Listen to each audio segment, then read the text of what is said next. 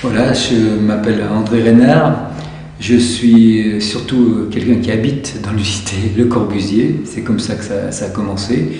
Je suis aujourd'hui, après une carrière d'enseignant, j'ai pris ma retraite en 2004 pour une carrière d'enseignant de biologie.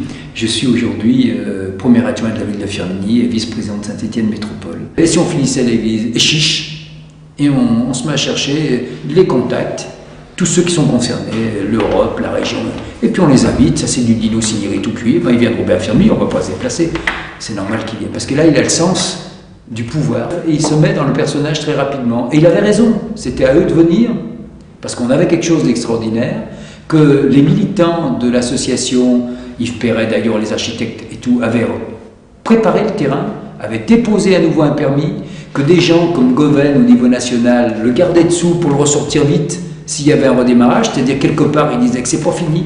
Beaucoup de gens disaient que peut-être on le terminera un jour. J'ai compris que c'était un grand site classique, qu'il y avait le théâtre, qu'il y avait le stade olympique, qu'il y avait les thermes avec la piscine, qu'il y avait les dieux, et que le Corbusier ne pouvait pas traiter les hommes sans qu'ils sachent où ils habitent, le logis. Donc il y avait tout d'un seul coup.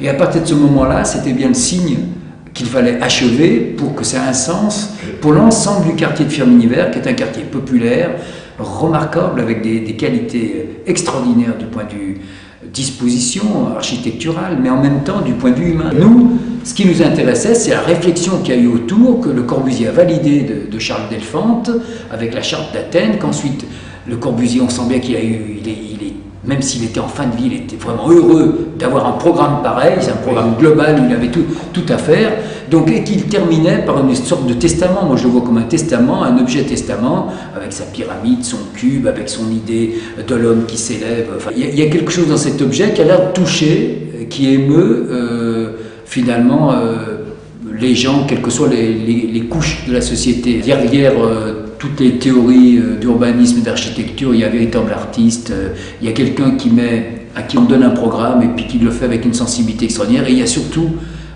Oubrori qui pratiquement, à mon avis, est sûrement celui qui était le plus proche, qui est le plus proche dans la démarche de Corbusier. Mais on le dit que maintenant, c'est-à-dire qu'il faut attendre la fin de voir l'objet pour que les grands responsables des monuments historiques nous disent chapeau. La raison du succès, c'est qu'Oubrori était encore vivant, était là.